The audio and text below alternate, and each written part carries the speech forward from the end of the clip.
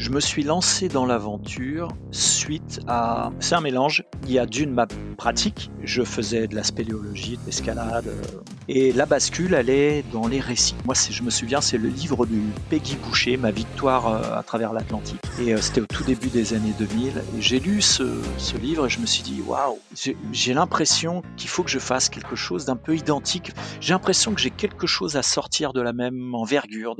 Je sais pas, c'est un appel un peu viscéral. Hello, hello, vous écoutez Les Frappés, le podcast de celles et ceux qui se dépassent. Je suis votre hôte Loïc, ancien sportif de haut niveau en judo, coach, préparateur mental et amoureux d'activités outdoor en tout genre. Ma conviction, c'est qu'on a tous une petite étincelle de folie et d'audace, une version un peu frappée de nous-mêmes au potentiel exceptionnel qui sommeille en nous. J'ai créé ce podcast pour vous faire découvrir des femmes et des hommes qui ont osé le réveiller. Mes invités sont des athlètes de tout niveau, des aventuriers professionnels, des voyageuses au long cours, des entrepreneuses ou encore des militaires, des forces spéciales. Leurs témoignages au micro du podcast sont de puissantes invitations à passer à l'action.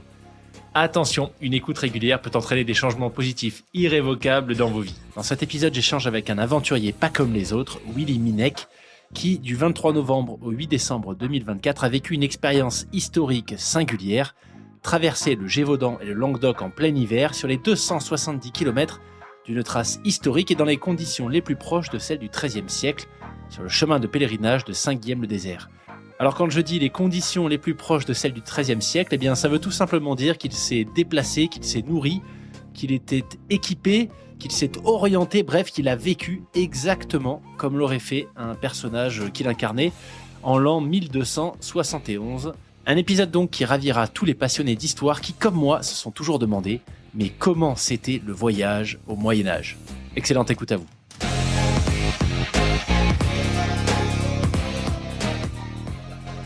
Eh bien écoute Willy, je suis ravi de t'accueillir au micro des Frappés. D'ailleurs Willy ou Guillaume Coutel, je ne sais pas trop, on part sur quoi ?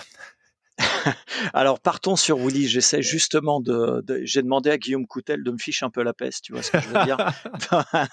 Donc Willy, c'est parfait. Ouais. Excellent. Eh bien écoute justement Guillaume Coutel, de qui est-ce qu'il s'agit ? Puisque je pense qu'on va pas mal en parler. Tu es un aventurier professionnel depuis plus de 20 ans maintenant. Il y a une aventure en particulier dont tu m'as parlé qui a tout de suite retenu mon attention, mais c'est pas la seule que tu as réalisée. En tout cas, dans le cadre de celle-ci, Guillaume Coutel avait une place très importante. Donc, je serais curieux que tu nous en dises un petit peu plus sur qui est ce personnage. Eh bien, écoute, Guillaume Coutel est né il y a 5 ans maintenant, en fait, à la naissance de ma fille. Je passais des nuits blanches avec les réveils de la petite, et ça a été l'occasion pour moi de me remettre sur la liseuse et de parcourir des livres d'histoire et des thèses sur le Moyen Âge, puisque cette volonté de faire une aventure qui mêlerait en même temps l'histoire remonte à très longtemps. Déjà, quand j'étais adolescent, je voulais devenir égyptologue, moi. Et donc, Okay. ça m'a traîné pendant très longtemps. Et là, pour moi, c'était un peu l'occasion de revenir à mes aspirations premières, c'est-à-dire de mêler et à la fois et aventure et histoire. Et donc, je me suis dit, bah tiens, allez, c'est parti, j'ai du temps devant moi pendant toutes ces nuits blanches, eh bien, je vais commencer à bouquiner et je vais voir s'il y a quelque chose qui émerge. Et puis là, je me suis dit, mais moi qui ai tellement rêvé des chevaliers ou des personnages comme Aragorn, tu vois, d'Heroic Fantasy, tout ça, je me suis dit, mais j'enviais leurs aventures, mais est-ce que c'était vraiment des aventuriers ? Et finalement, voyager au Moyen-Âge, c'était quoi ? Mais c'était quoi pour de vrai ?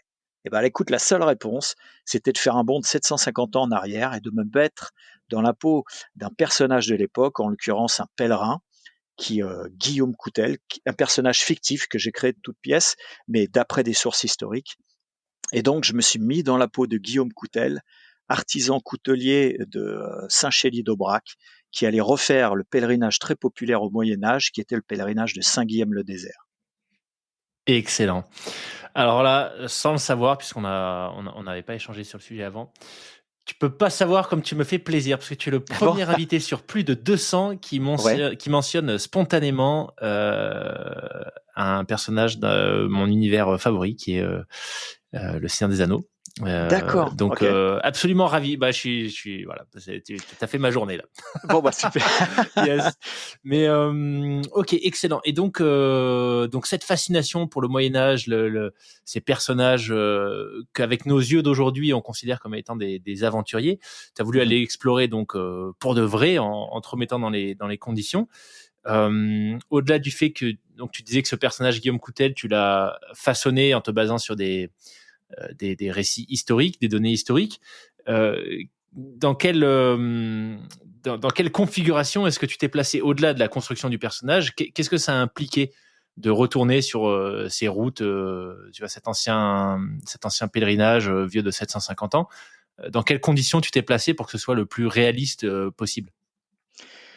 Pour que ce soit, comme tu le dis, vraiment juste au niveau de la reconstitution, j'ai décidé d'aborder ça sous une perspective anthropologique. C'est pas juste une aventure où entre guillemets je me déguise et puis j'y vais, tu vois. Ouais. Là, c'est vraiment, il y a une vraie démarche exploratoire. D'ailleurs, c'est pour ça que le projet a été parrainé par la Société des explorateurs français. C'est qu'il y a un vrai travail anthropologique à la base. Ça m'a demandé 4 ans de travail, de lecture évidemment, mais aussi d'échanges avec. J'ai fait des partenariats avec des médiévistes, des historiens du CNRS spécialisés évidemment dans l'histoire médiévale, mais aussi des artisans, de manière à reconstituer un équipement archéocompatible du XIIIe siècle, de manière à avoir exactement l'équipement qu'avait ce pèlerin, que ce soit au niveau de la tenue, mais pas seulement, c'est aussi au niveau du bourdon, de la besace, au niveau du couteau, tout. Plus ton équipement est complet et plus l'immersion historique va être facile et toi, du coup, plus ton analyse de l'expérience va être fine. Tu vois. Mhm. Et donc, il y a tout ça. Et même au niveau des couchages, on en parlera, je suppose, plus tard, des hébergements, tout ça, même la nourriture, tout a été pensé de manière à faire un voyage historique le plus complet possible. Voilà. La nourriture, ça m'a surpris quand j'ai lu le dossier que tu m'as envoyé. J'avais pas du tout pensé, c'est pas du tout quelque chose que j'avais en tête. L'équipement, quand j'ai commencé à lire les premières lignes de ta présentation, l'équipement, bon, bah, ça m'a pas surpris. Je me suis dit, oui, bah oui, vu la démarche, évidemment que il y a eu un vrai travail sur l'équipement, mais j'avais pas du tout pensé à l'aspect alimentation. Et j'ai trouvé ça assez fascinant que bah, tu vas nous en dire un peu plus, mais si j'ai bien compris, tu es allé chercher des recettes du XIIIe siècle pour faire en sorte que même ton alimentation soit, comme tu dis, archéo-compatible. C'est ça, exactement. Les premiers livres de cuisine dignes de ce nom datent de 1300, vraiment les premières traces. Et puis après, tu as le Libère de Coquina aussi, tout début du 14e. Le ménagier de Paris, le plus connu, mais là, on commence à avancer un peu dans le temps. Mais ça, voilà, mon personnage, moi, il est, son histoire se passe en 1271, on est à la fin du XIIIe. Et tu vois, 1300, on n'est pas très loin, c'est vraiment les Mhm. premiers livres de cuisine. Et donc, je me suis basé sur tous ces écrits-là pour faire mon alimentation sur ces 16 jours d'itinérance. Donc, que ce soit petit déjeuner, collation, repas du soir, etc. Tout ça, c'est fait en fonction de ce qu'ils mangeaient à l'époque.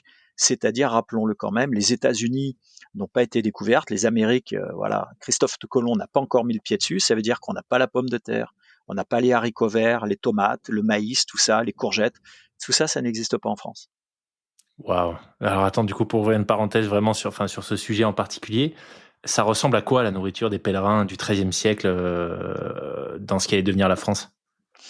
C'est vrai que tu enlèves la pomme de terre, tu te dis, mais mince, Bah oui. avec quoi tous nos plats traditionnels, tu les fais, tu as l'impression il y a de la pomme de terre.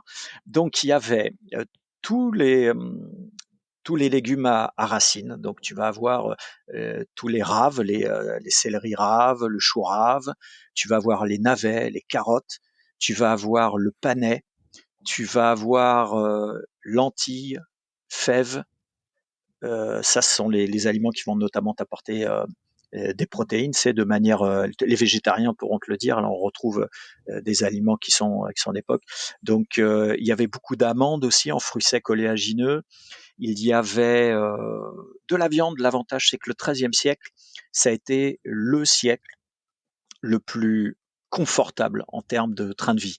Sinon, la Ok. vie était quand même difficile avec les famines, les problèmes, tu vois, les problèmes climatiques qui pouvaient du coup détruire tes récoltes, etc. Le XIIIe siècle, les historiens ont l'habitude de dire que c'est le siècle où tout le monde pouvait manger un morceau de viande par jour. Donc, voilà, on est sur le bon siècle pour pouvoir faire cette reconstitution aussi, tu vois. Ok.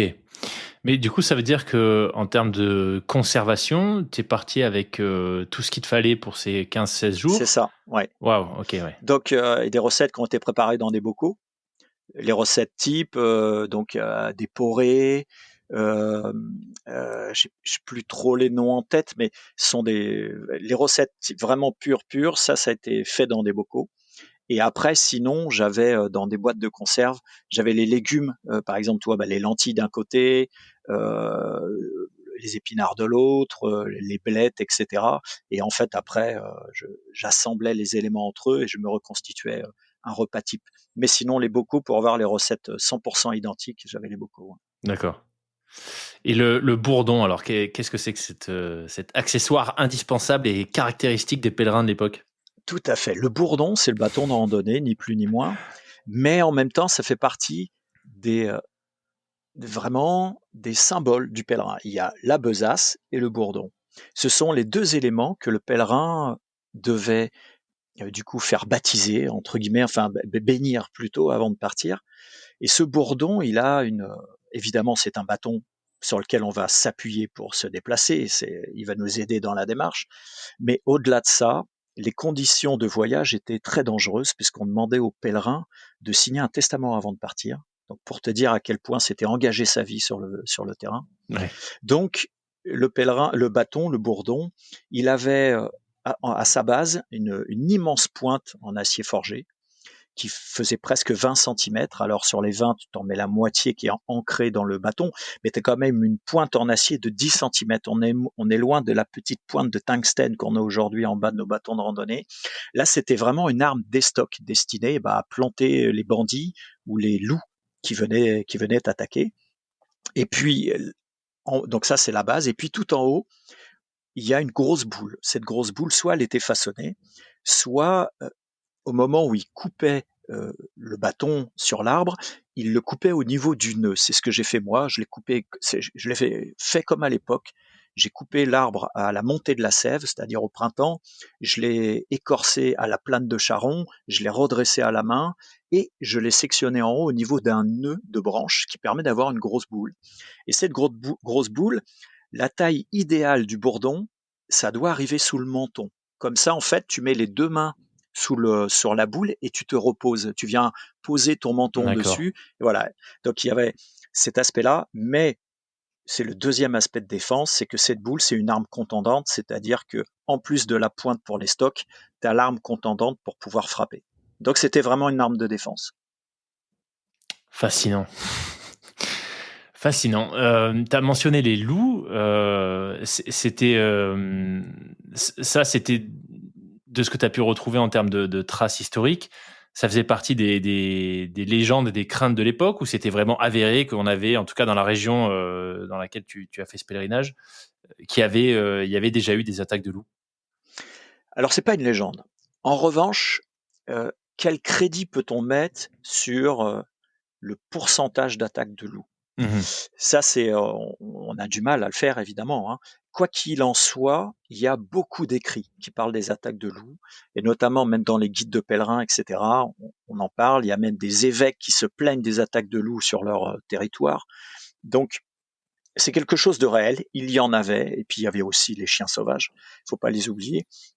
Mais ça, c'est quelque chose qui était réel et en même temps très probablement gonflé tout simplement par la symbolique de l'attaque de loup, c'est-à-dire, évidemment, aujourd'hui on n'y échappe pas, mais même avant, euh, on y met une dimension qui est un peu plus importante, on va gonfler la narration d'une attaque de loup, etc. Donc très probablement qu'il y avait aussi, c'était un peu gonflé, c'était un peu enflé tout ce qu'il y avait autour de ces attaques de loup, mais ça faisait partie des dangers de l'époque avec le brigandage, ça c'est sûr et certain. Mmh.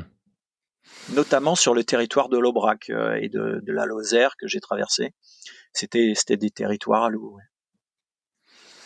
Bon, j'imagine que dans la reconstitution, tu as pas fait en sorte qu'il y ait des brigands qui t'arrêtent au milieu du chemin ou des loups ou des chiens errants qui viennent te visiter. Ça a été Alors, ouais. Pardon, vas-y.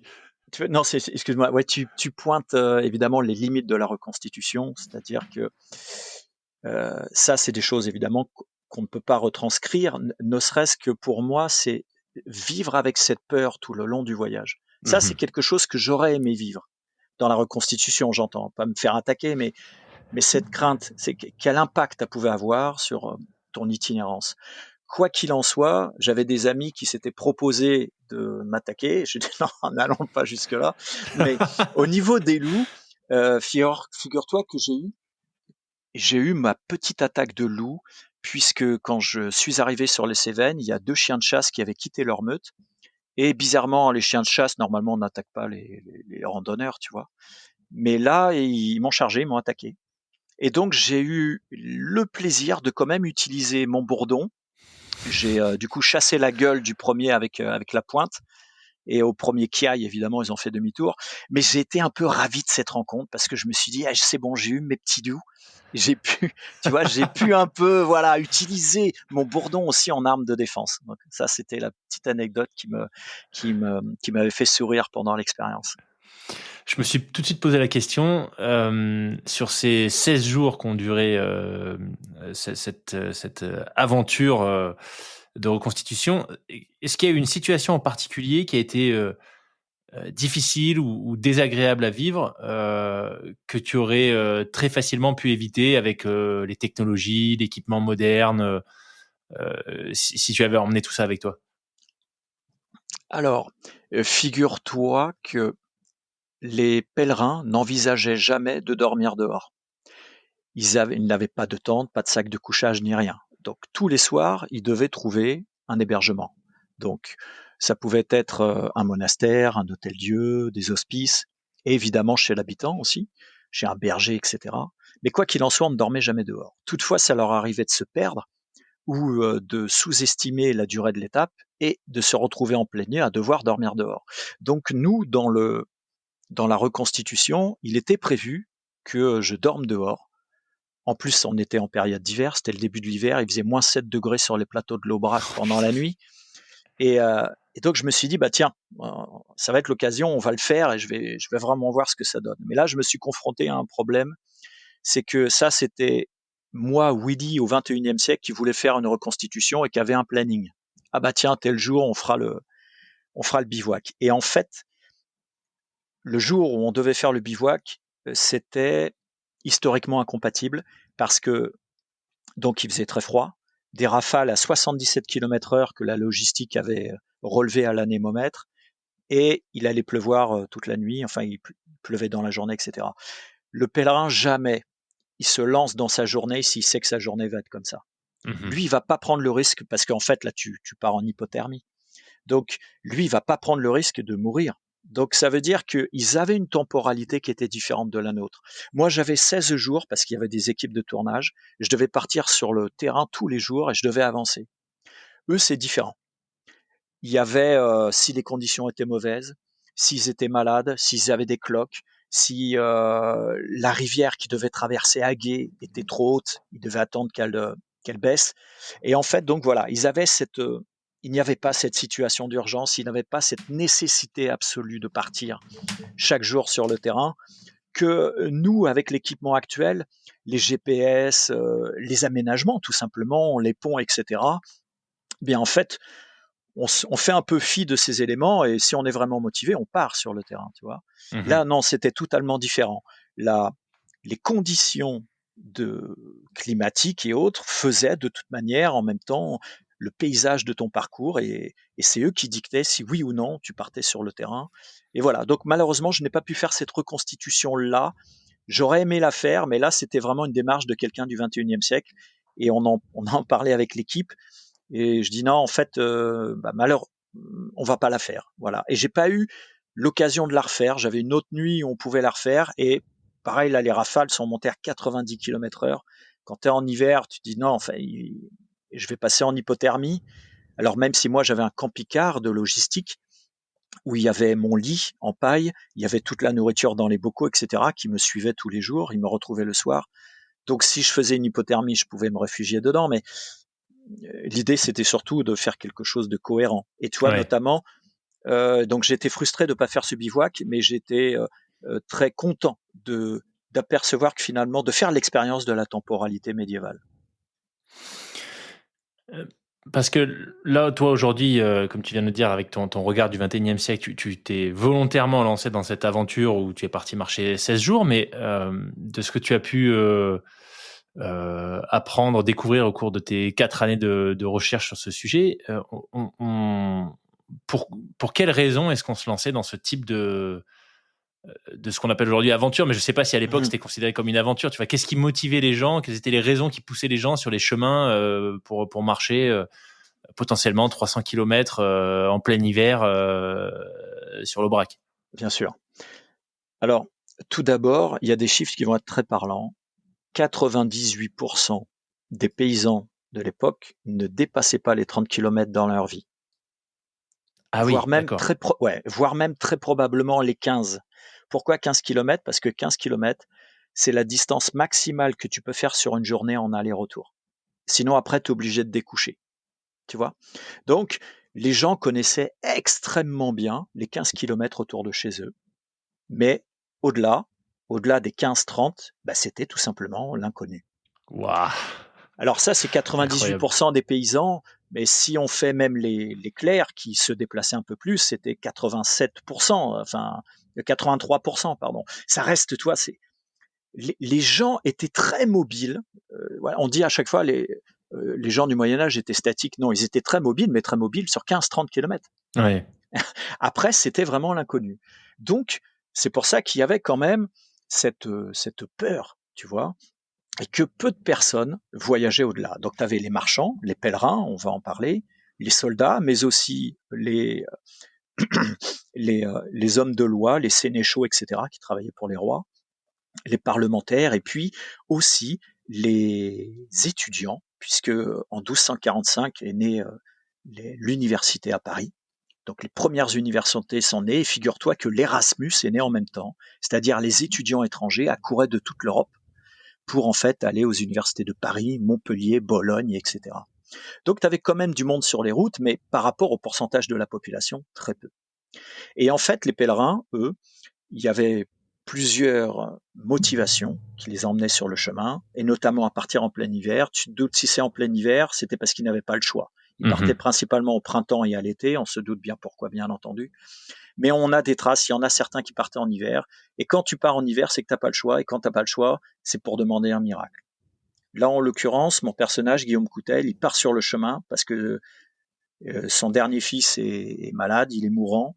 Et la médecine de l'époque n'a rien pu faire. Et donc, il est parti pour demander un miracle auprès de Guillaume d'Orange, les reliques de Guillaume d'Orange qui se trouvent à Saint-Guillaume-le-Désert, et en même temps où il y a un morceau de la vraie croix de Jésus. Donc il va se recueillir là-bas pour demander l'intercession du saint et demander un miracle. Voilà. Et sur ton parcours à toi en général, comment est-ce que tu t'es lancé dans la voie de l'aventure professionnelle?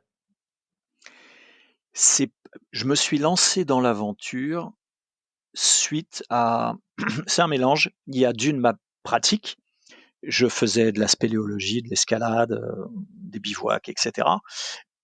Et tu sens il y a quelque chose qui doit s'exprimer. Et la bascule, elle est dans les récits d'aventure ou autres. À un moment donné, je me souviens, c'est le livre du Peggy Boucher, Ma victoire à travers l'Atlantique. Donc, elle a fait la traversée de l'Atlantique à la rame. Et c'était au tout début des années 2000. Et j'ai lu ce livre et je me suis dit, waouh, j'ai l'impression qu'il qu'il faut que je fasse quelque chose d'un peu identique. J'ai l'impression que j'ai quelque chose à sortir de la même envergure. Je sais pas, c'est un appel un peu viscéral. Et puis du coup, c'est comme ça que je me suis lancé. Je me suis dit, tiens, je prends une semaine de congé, je bouge pas de la maison, je lis, je regarde des documentaires, mais à la fin de cette semaine-là, je mets une destination sur et un paysage à ce que je veux faire, mais il faut faire quelque chose. Et là, je me suis dit, bon bah tiens, je vais faire la traversée du désert le plus aride du monde en solitaire. Et voilà, je vais voir si j'ai la trempe d'un aventurier et si c'est effectivement ce qui me plaît. Et évidemment, 2003, je pars l'été 2003 pour faire 300 km à travers le désert le plus aride du monde, et ça a été une révélation. Voilà, c'est né comme ça. Excellent. Et donc là, aujourd'hui, depuis du coup 20 ans, c'est ton métier à temps plein. Alors, ça l'a pas été au début. Ça fait 7 ans que c'est mon métier. Au début, moi, j'avais une carrière sportive. J'étais éducateur sportif, professeur de PS, préparateur physique, sauveteur, etc. Et donc, en parallèle, ça tombait bien. Ce boulot était parfait pour m'entraîner. Mais en parallèle, du coup, de ça, je faisais mes expéditions, mes conférences, etc. Et puis, il y a 7 ans, je me suis dit, non, mais c'est trop prégnant, je voudrais en vivre, je voudrais faire que ça. Voilà, tout simplement. Et donc, j'ai mis le pied à l'étrier à 7 ans. La Covid est arrivée et m'a mis une grosse gifle. Ça a été compliqué. Ça a été compliqué au départ. Et puis, écoute, aujourd'hui, ça se passe très bien puisque tu vois, le Voyageur de l'Histoire va avoir une exposition de 6 mois à la Cité de l'Histoire l'année prochaine. Et plus un livre, un documentaire 52 minutes, un documentaire 360 degrés, un photoreportage. Voilà. Et c'est super, quoi, tu vois. Génial. Génial. Du coup, si on revient, merci pour ces explications parce que j'étais curieux, tu vois, là on parle d'une aventure en particulier, c'est celle-ci que tu avais mise en avant quand on avait Ouais. échangé, mais c'est clairement pas la seule Non, que tu as réalisée. Est-ce qu'il y a systématiquement l'angle historique ou pas nécessairement dans ce que tu réalises? non, souvent scientifique tout de même. Ok. Donc, par exemple, j'avais fait la descente du fleuve Hérault à la nage. Et là, j'avais été en mèche avec le laboratoire Polytech pour faire l'analyse de l'eau pour voir l'évolution du taux de pollution. Je devais aussi faire, bon, il y a eu un couac pendant l'expédition, mais dans ma traversée du désert, justement au Chili, je devais faire l'ascension du volcan Licancabour qui a presque 6000 mètres et faire des prélèvements de microcrustacés sur le lac d'eau douce qui se trouve là-haut, qui est le lac d'eau douce le plus haut de la planète. Bref, il y a tout un tas, les prochaines expéditions aussi, c'est à but scientifique. Donc, il y a souvent eu, pas tout le temps, mais souvent eu quand même cette connotation scientifique. Et la connotation historique, une seule fois, c'était en 2007, où j'ai traversé les Highlands écossais en hivernal pour observer la survivance des légendes celtes. Voilà. Et donc là, il y avait une part historique, bien entendu. Excellent. C'est important pour toi qu'il y ait cet aspect scientifique, historique dans ce que tu fais? Oui, j'ai cette appétence à comprendre les choses et l'exploration est un formidable support pour ça. Donc, de par mes études, j'ai fait un mémoire en psychologie du sport sur l'adaptation au stress. Et donc maintenant, je suis spécialiste de l'adaptation au stress en milieu hostile. Donc, sur l'ensemble de mes expéditions, tout ça, j'ai pu du coup justement travailler sur cette adaptation au stress. Donc ça, c'est un travail personnel voilà. Donc il y a ça que je travaille tout le temps. Et puis après, c'est en fonction des thèmes et des personnes que tu rencontres, évidemment. Il y en a qui viennent te proposer des choses. Ah bah tiens, est-ce qu'on pourrait pas, puisque tu pars là, en profiter pour faire ça, etc. Mhm. Donc il y a des projets qui naissent comme ça, où tu viens te greffer à des projets. Mais c'est passionnant de voir à quel point, selon les milieux que tu fais, il y a une résurgence des résultats qui est plus significative. Ça, voilà, les stats sont plus significatives ou en plus tu es surtout toi, tu as les chakras qui sont plus ouverts et je trouve que tu es plus à même d'observer les choses. Et puis il faut pas oublier une chose, c'est que les sciences se basent au préalable sur beaucoup d'études en laboratoire, mais notamment par exemple toi au niveau du stress, le stress pour faire très simple, c'est une interaction, c'est le résultat d'une interaction entre toi et l'environnement. L'environnement, ça peut être un bush australien avec des serpents, évidemment, ça te crée du stress. Tu vois. Mais c'est toujours. Donc, ça, tu peux essayer de le reconstituer en laboratoire, mais tu n'auras jamais, jamais la densité de stress que Ouais. tu as sur le terrain. Et donc, c'est pour ça que les études sur le stress sont toujours, toujours, toujours, et le seront toujours, bien plus significatives si tu vas sur le milieu. Et c'est pour ça qu'il y a tout un intérêt à partir là-bas. Mhm.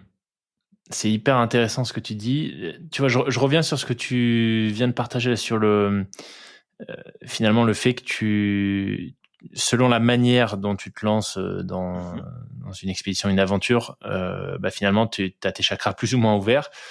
Moi, je sais que c'est quelque chose ça me parle énormément quand je voyage seul. Alors évidemment, je fais pas du tout des choses qui se rapprochent de ce que toi t'as pu réaliser, mais j'ai remarqué, et je pense que c'est un peu une constante pour tout le monde, quand tu voyages seul, t'as pas du tout la même lecture de ce qui t'entoure, la même ouverture finalement aux autres que quand tu es en groupe.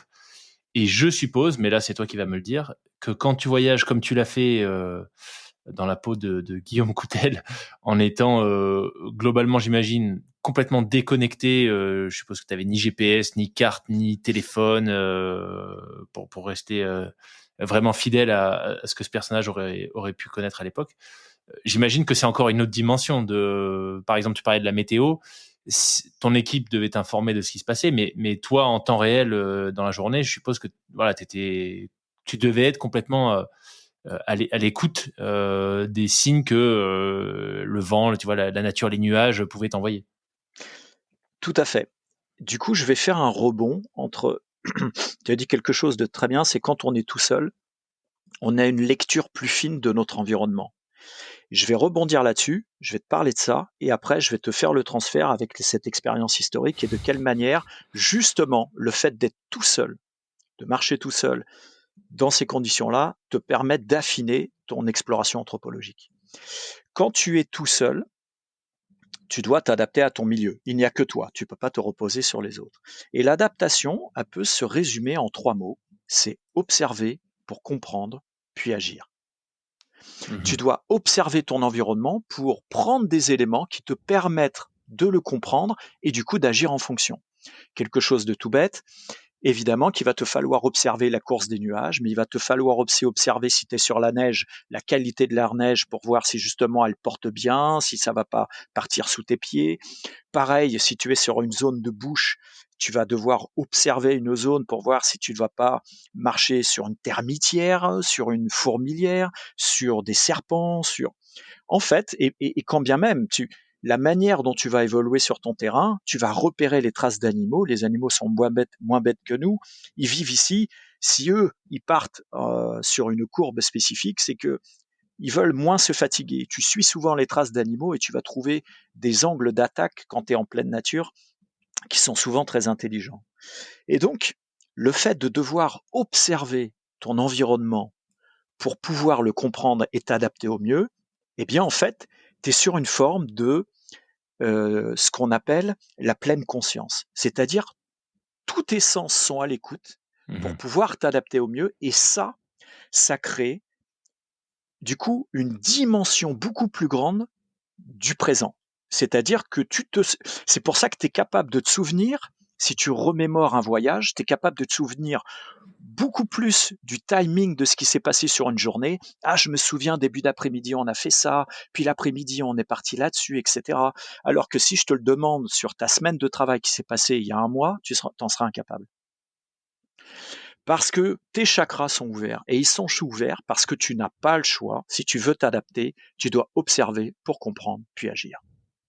Eh bien, en fait, ça, si tu le retranscris dans cette phase de reconstitution historique que j'ai vécue avec Guillaume Coutel, eh bien, en fait, ça te permet cette bascule historique et ça te permet d'avoir une relecture de l'environnement.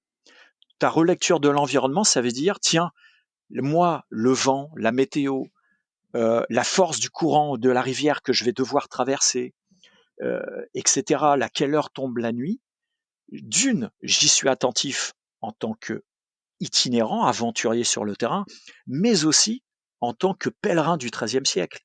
Lui, comment interprète-t-il ces signes?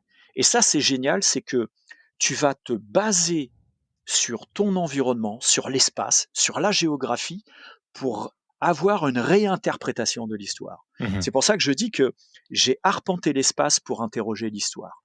Et tu vois, c'est ça qui est absolument génial, c'est que c'est l'exploration qui m'a permis de faire cette expérience historique. C'est le terrain, l'espace, la géographie, les éléments, les paysages qui me permettent de comprendre les interactions sociales, les interactions du voyageur avec son environnement il y a 750 ans. Et ça, c'est fascinant quand tu es sur le terrain. Pour rebondir sur l'aspect, un terme que tu as évoqué, social, c'était possible de voyager à l'époque finalement complètement en solitaire. A priori non.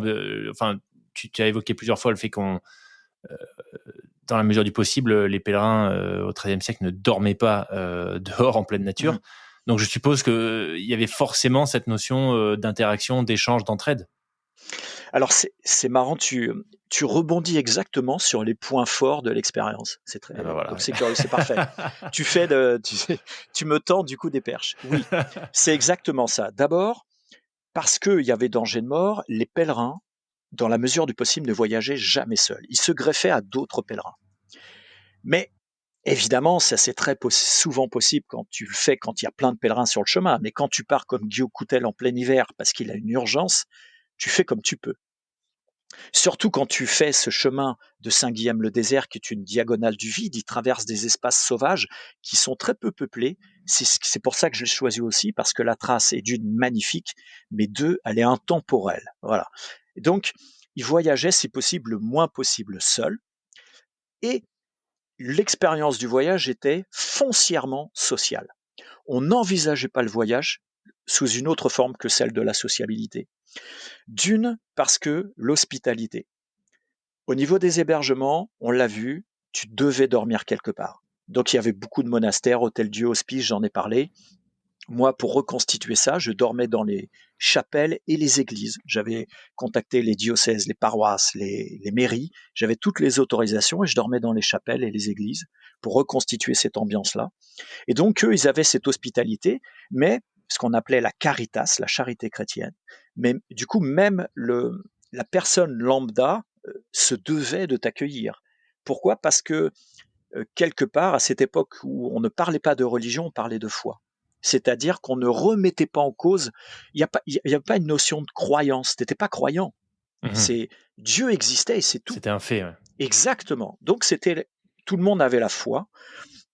Et donc, tu as quelque part le pèlerin, il avait une dimension de Jésus-Christ. Si tu préfères, le fait qu'il était itinérant, qu'il avait ce vagabondage. Et donc, il y a un texte, je ne l'ai plus vraiment en tête, un verset qui dit: tu accueilleras le mendiant ou l'itinérant tel que je fus moi, etc. Et donc tu devais accueillir. Donc les gens accueillaient aussi du coup les pèlerins, à tel point que même quand il les faisait dormir dans leur lit. C'est-à-dire ils dormaient à Ah trois, oui. la femme, l'homme et le voyageur. Tu vois. Donc il y avait une condition. Aujourd'hui, c'est inenvisageable dans ton esprit, tu peux pas l'imaginer, tu vois. Ah ben viens à la maison puis dors dans le lit avec nous, tu vois. Et ça, c'était quelque chose de normal. Donc toi, c'était très particulier, mais il y avait cette fonction sociale qui était extrêmement prégnante. La communauté était prégnante. Les gens vivaient en communauté. Voilà, ça c'était quelque chose de très important. Et puis je vais rebondir sur cette dimension sociale pour te parler de l'orientation. Il n'y avait pas de carte. Eh oui. Il n'y avait pas de pancarte, il y avait quelques cairns, il y avait quelques calvaires, les croix au croisement des chemins, mais finalement, comme les gens connaissaient extrêmement bien les 15 kilomètres autour de chez eux, voire les 30, eh bien en fait, quand tu arrivais dans un village, tu demandais aux gens où passer pour aller au prochain. Donc l'itinérance, elle était verbale, elle était sociale. Incroyable. Oui, parce que du coup, toi, ton itinéraire total faisait 200, un peu moins de 300 km, c'est ça? C'est ça, 270 kilomètres, oui. Donc ça veut dire, si on part sur la base des 15 km, ça te fait au moins 20 personnes à approcher pour demander une direction en partant du principe que toutes te donneront la bonne direction et que tu te perdes C'est ça. pas au milieu, quoi. C'est ça, tout à fait. Et que tu arrives à trouver du monde à chaque fois. Ouais. Donc, complètement, l'orientation était faite avec les autres, grâce aux autres. Voilà. Et ça, c'est quelque chose qui est différent aujourd'hui. On a tellement d'outils qui nous permettent d'être 100% autonomes. Ne serait-ce que ton téléphone, les applications Visio Rando et autres, Ouais, tu vois. clairement. Alors évidemment, moi je ne peux que prôner la carte et la boussole parce que si ta batterie tombe à plat, t'as plus rien. Et puis c'est un jeu, moi j'adore ça. Mais quand bien même, tu peux ouvrir une carte, tu te mets au milieu d'une place publique, tu ouvres une carte, qui va venir te voir pour spontanément te dire est-ce que vous avez besoin d'aide? Est-ce que Voilà, est-ce que je peux vous aider pour savoir où aller, tu vois? Pas beaucoup finalement. Et puis même si tu demandes à quelqu'un, tu prends quelqu'un dans la rue, tu lui dis: «Ah, dans 2 kilomètres, je vais rencontrer un bois, où est-ce qu'il faut que je passe?» Si ça se trouve, cette personne, elle connaît pas ce bois. Mais en revanche, elle a fait un voyage, en Norvège ou à Bali ou aux États-Unis et elle va te dire ce qu'elle a fait dans le parc du Yosemite, tu vois? Ouais. C'est très curieux comme, la géographie mémorielle des personnes est totalement différente entre les siècles. Effectivement. C'est un bon point. Bah, c'est un peu, je me faisais la réflexion récemment, que finalement on s'éloigne de notre environnement et des choses basiques qui nous entourent. Je me faisais la réflexion parce que en amenant ma fille à la crèche, il y a plein d'arbres sur le chemin. Donc, il y a quelques fois, les arbres sont en fleurs en ce moment. Donc, tu vois, je lui dis, bah, ça, tu vois, c'est un amandier, ça, c'est un cerisier. Et donc, je faisais un peu le malin. Et en fait, les 3/4 des arbres, elle me disait, ça, c'est quoi? Et ça, bah, en fait, je suis incapable de lui répondre. Ouais, Tu vois, je sais pas lui répondre. ouais, tout à fait. Et ça interpelle parce que je me dis, bah, en fait, je suis pas en pays inconnu. Je suis en France, dans le sud de la France. C'est là où j'ai grandi. C'est des arbres que j'ai vus toute ma vie et je suis incapable de lui donner les noms de ces arbres-là, tu vois. Tu l'as bien dit, je suis pas en milieu inconnu et pourtant, quand tu prends des personnes lambda et que tu leur dis tiens, je vous emmène, on va bivouaquer à la Belle Étoile, il y a plein de personnes que ça inquiète, le fait de dormir dehors sans tente, sans rien. Pourquoi? Parce que il y a cet inconnu du milieu naturel. On ne le connaît que très peu et du coup, on y ancre beaucoup de mythes, beaucoup de fantasmes, notamment l'attaque du loup, tu vois. Mais je veux dire, entre guillemets, on a l'impression qu'on va se faire agresser par tous les insectes, on a l'impression que s'il y a un sanglier qui passe, il va nous foncer dessus. Et moi, je fais des formations, je fais des conférences, bien sûr, je suis conférencier, mais en entreprise, pour le public et tout, mais je fais aussi des formations. J'ai fait des formations survie pendant très longtemps, j'en fais encore, mais je fais surtout des formations aventure, c'est-à-dire que je forme les gens à la pleine nature, mais avec les instruments d'aujourd'hui. Alors, je forme les gens qui débutent totalement jusqu'à des personnes qui ils veulent passer le pas et qui veulent partir en expédition. Et sur les personnes que j'ai en stage et qui veulent apprendre à bivouaquer, c'est énormément de travail de déconstruction de les fausses peurs qu'on a sur le milieu naturel. Il y a beaucoup, beaucoup, beaucoup ça. Alors que tu te rends compte que tu ne crains rien, mais tellement rien. Et que une fois que tu as déconstruit ça, justement, ta lecture de ton environnement est différente parce que tu ne le vois plus comme hostile. Voilà. Comme je dis, la nature n'a d'hostile que le regard qu'on lui porte. Voilà. Il faut apprendre à la connaître. Plus on va la connaître, et plus on va se rendre compte qu'en fait, elle est merveilleuse, et plus elle a de ressources même. Fascinant. Ouais, un sujet qu'on pourrait creuser pendant des heures. Mais j'ai une carte sous les yeux là et j'étais plus très bien certain de où exactement était Saint-Guilhem-le-Désert.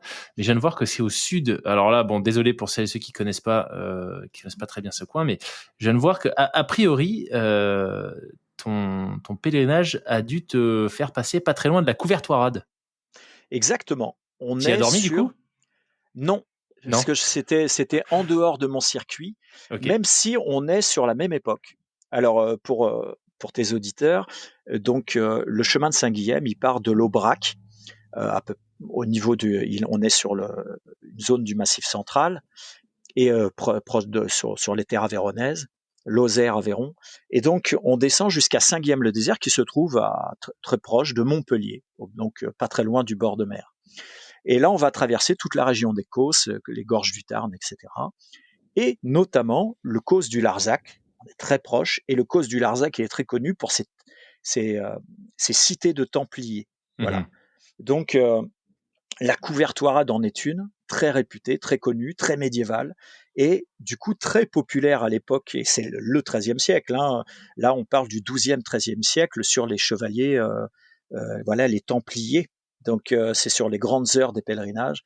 Donc, en effet, la Couvertoirade était très réputée à l'époque du XIIIe siècle de Guillaume Coutel.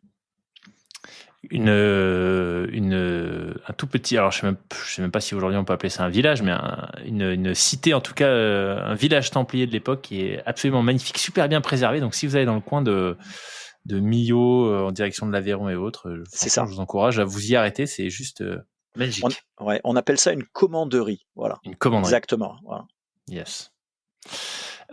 C'était quoi d'ailleurs le rôle des Templiers, des Hospitaliers à cette époque? Parce que toi, ton voyage, donc l'année du départ de Guillaume Coutel, c'est fin 1271, hein, tu as dit, C'est ça. En fait, l'ancrage historique... Pardon, je te coupe et après je te laisse reprendre. Ouais. Très rapidement, l'ancrage historique 1271, novembre 1271, Guillaume Coutel part pour son pèlerinage.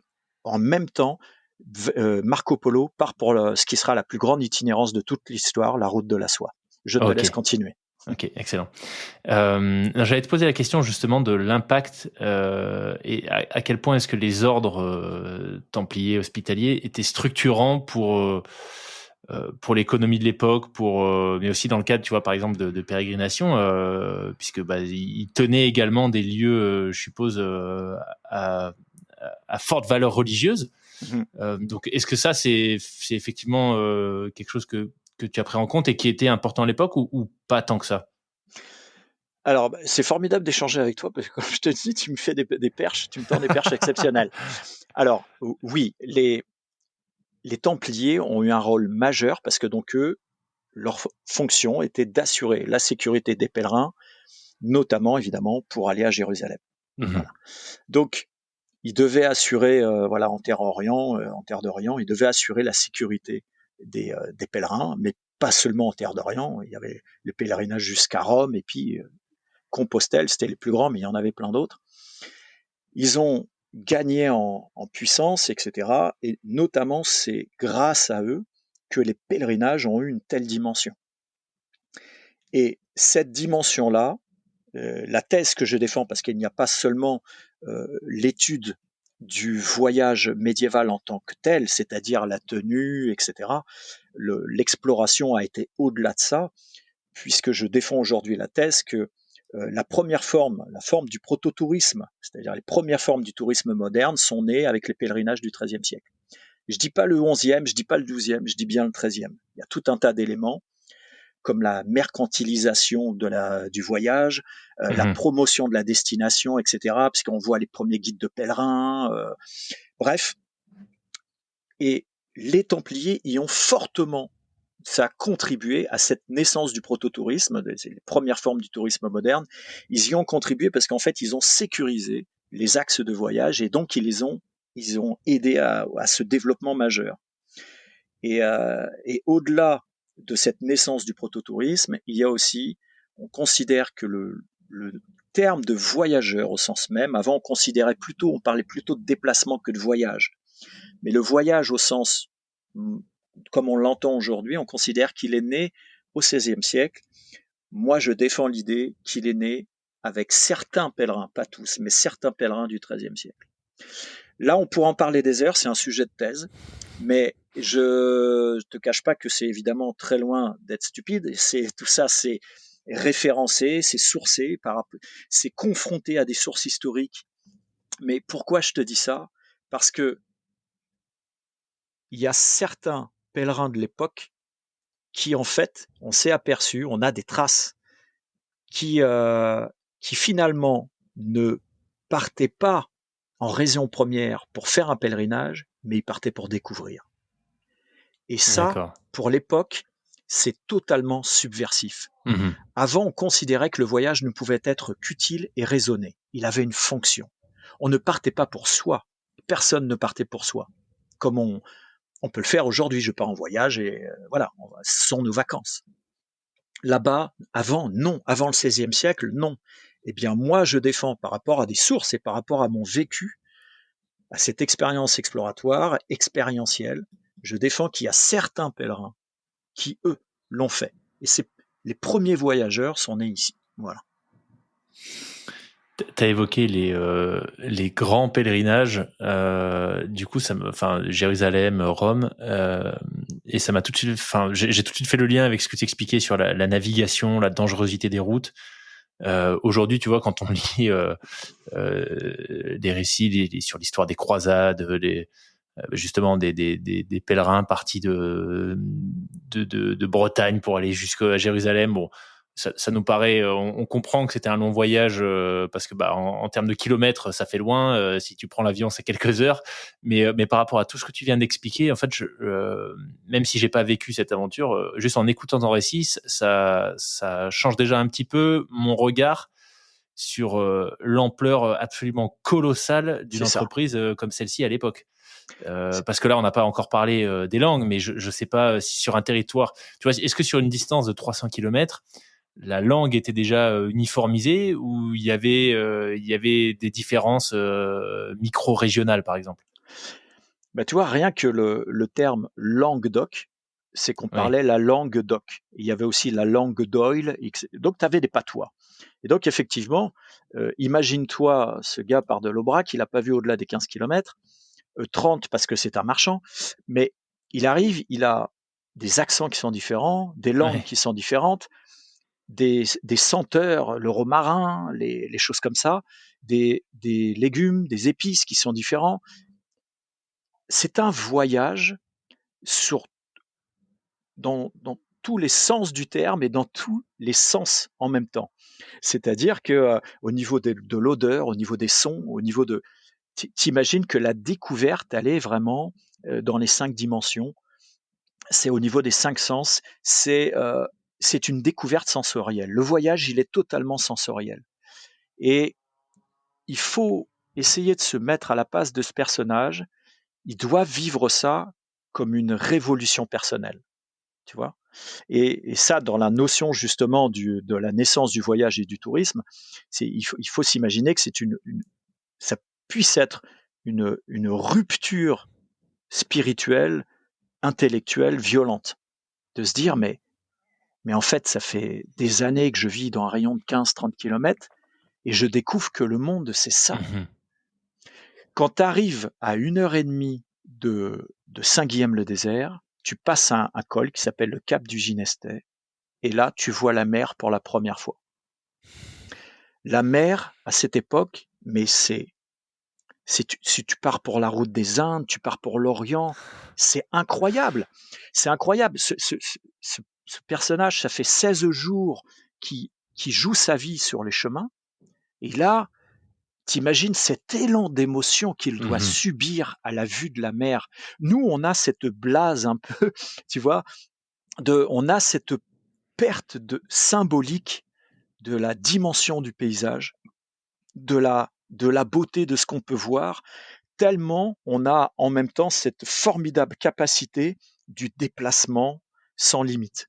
Et, et je pense qu'il faut apprendre à se rééduquer, à rééduquer l'œil, comme disait Cyrano de Bergerac, à avoir l'œil qui regarde bien. Tu vois, je pense on a ce besoin, il y a cette douce nécessité d'avoir un regard plus poétique sur ce qui nous entoure. Tu l'as avec ton enfant, c'est tout bête, mais regarde cet amandier, regarde cette chose-là, plutôt que de passer sans faire attention. Mhm. Ça va nous permettre de relire notre paysage ambiant, ce qu'on a autour de nous. Et d'ailleurs, la Covid a eu un effet positif là-dessus. C'est que les gens se sont retrouvés aux périodes de confinement à rester chez soi et du coup à réouvrir l'œil sur sur ce qui les entoure. Et voilà, je pense qu'il y a, c'est un des bienfaits de la Covid, ça a été ça notamment. Tu as réussi par rapport à ce que tu viens d'expliquer, à rester dans l'instant et à rester dans l'immersion et à profiter pleinement de cette expérience ou est-ce qu'au contraire, tu vois, les rappels permanents que on est au XXIe siècle, tu dois traverser une route, il y a un poteau téléphonique, je sais pas, tu aperçois ton équipe logistique qui est avec une caméra, un appareil photo ultra moderne. Tu l'as géré comment ça? Parce que ça me parle énormément ce que tu dis. Et tu vois, régulièrement, quand j'échange avec des aventuriers, des exploratrices sur le podcast, je suis à la fois fasciné par ce qu'ils me racontent et en même temps, je me dis, punaise, mais euh, c'est tout ça. Enfin, finalement, il y a encore très peu de vraies explorations, de vraies premières qu'on peut réaliser aujourd'hui. Tu vois, quand tu lis les récits Bien sûr. de Shackleton ou de Ouais. ce genre d'aventuriers qui finalement étaient vivants il n'y a pas si longtemps, ils avaient encore cette espèce de page blanche à écrire. Tout Aujourd'hui, à fait. tu as des gens qui font les 14 sommets en 8 jours, tu vois. Enfin, j'exagère, Ouais. mais c'est hallucinant à quel point tout est connecté, tout est proche, tout est accessible. Donc voilà, une longue question avec un long contexte de pourquoi la question, mais ça m'intéresse. Alors, cette expérience du voyageur de l'histoire, elle met en exergue encore plus cette, cette dualité qu'il y a quand on part en expédition, quand on est aventurier, etc. C'est on doit ramener des supports de partage. D'une, parce qu'on aime aussi, on adore, souvent quand on discute entre nous, cette seconde phase de l'aventure qui est le partage de ce qu'on a fait, elle est géniale. Moi, j'adore parler avec toi sur ce podcast. Enfin, ça me passionne. Donc, euh, donc ça, c'est fascinant. Mais en même temps, quand tu es sur le terrain, faire des plans, etc., et notamment, plus tu as une approche professionnelle, et plus c'est structuré. Tu vois. Et ça te casse profondément de ton immersion. Et encore plus au niveau historique, tu t'en doutes. Moi, j'avais les équipes de tournage qui me suivaient 60% du temps. Et je vais être franc avec toi, les 60% du temps, enfin, quand ils étaient là, j'avais extrêmement de mal à faire la bascule historique. Mmh. Parce qu'en plus, j'étais même en position d'entrepreneur. Moi, je gérais les équipes de tournage entre eux, parce que c'est tout bête, mais un 360, ça se tourne pas comme un 52. Et le photographe, lui aussi, il a besoin d'autres éléments. Mais en même temps, ils veulent tous les trois le même plan à la même heure, parce qu'il y a la belle lumière, tu vois. Donc, tu as une gestion d'équipe, tu as une gestion technique, tu as tout ça. Et ça te sort complètement. Donc, c'était très difficile dans ces moments-là. Et en revanche, les 40% du temps, quand j'étais tout seul, alors là, je jouissais pleinement, je me régalais à l'idée de se dire demain je vais être tout seul, demain je vais être pleinement dans mon personnage et mon expérience. Donc oui, mais ça tu l'as déjà quand un aventurier ou même toi, hein, tout simplement, hein, tu pars faire un petit voyage. Si tu dois faire des plans vidéo, la photo ça se sent moins, mais les plans vidéo ou autres, ça t'extrait vraiment de l'expérience. Et Ouais. l'idéal de l'idéal, c'est partir et ne rien faire si ce n'est vivre. Voilà, c'est tout. Ça, c'est l'idéal. Est-ce qu'il y a de prochains départs qui sont prévus? Est-ce que tu vas faire Saint-Guillaume le désert, Jérusalem pour boucler la boucle du coup? Demander un miracle supplémentaire Alors, pour le fils de Guillaume Coutel? alors ce concept du voyageur de l'histoire, il peut se décliner, tu t'en doutes, sous plein de périodes possibles. Donc, j'ai déjà écrit, parce qu'au moment où je le faisais, j'ai déjà écrit 5 autres épisodes, 5 autres aventures, mais je doute que je les fasse toutes, mais ça, je me suis dit, c'est si une chaîne TV se dit, tiens, bah, on se prend le concept et on se fait 6 émissions ensemble ou autre. J'en ai déjà 6 d'écrites, tu vois.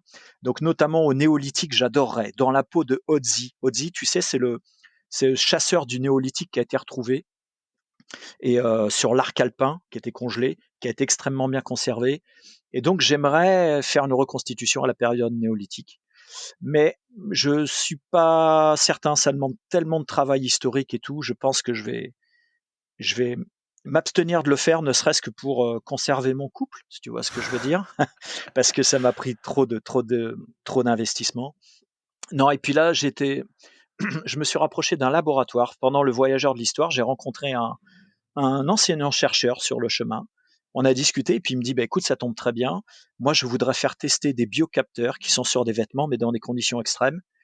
On fait 3 expéditions, tu m'emmènes du matériel et c'est à but médical. Et voilà. Et donc on s'est vu il y a 2 mois et on a monté le projet. Et là, on va voir si on a justement des aides européennes qui vont permettre de le mettre en place. On aura la réponse dans peu de temps, mais c'est 3 expéditions, 2026, 2027, 2028, sur du froid, un peu comme Christian Clot qui est parti, tu sais, sur des Mhm. environnements extrêmes. Bah, c'est un peu Ouais. pareil pour tester, mais cette fois-ci des biocapteurs. Voilà. Excellent. Génial. Et donc ça, on pourra suivre ces expéditions au fur et à mesure elles s'organisent ou tu communiqueras dessus Oui, je plus vais tard, tu penses? communiquer Ouais. dessus. À mon avis, ce sera à partir de début 2026, en fonction Génial. de l'avancée, mais normalement à partir de début 2026, oui, ça va démarrer. Eh ben parfait, on se fera un épisode débrief du coup. Avec grand plaisir, on Loïc. prend rendez-vous Avec grand pour les 3 plaisir. prochaines Mais années. c'est clair. Avec plaisir, c'est clair. Excellent. Eh ben écoute, Willy, un immense merci. C'était génial et super intéressant d'en apprendre plus sur, évidemment ton parcours, mais en particulier sur cette aventure exploratoire, ce rendez-vous avec l'histoire que tu as pris il y a peu de temps.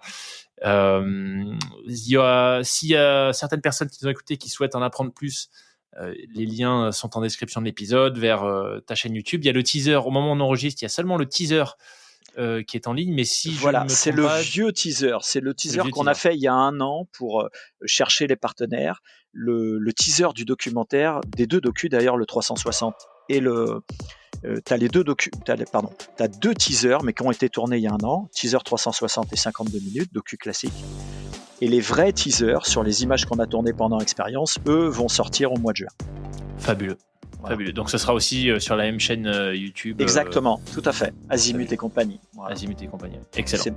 Voilà. Donc allez-y, foncez, allez cliquer sur ces liens, renseignez-vous, n'hésitez pas. Et puis une fois de plus, Willy, un très très grand merci à toi, Loïc. Merci à toi, c'était super.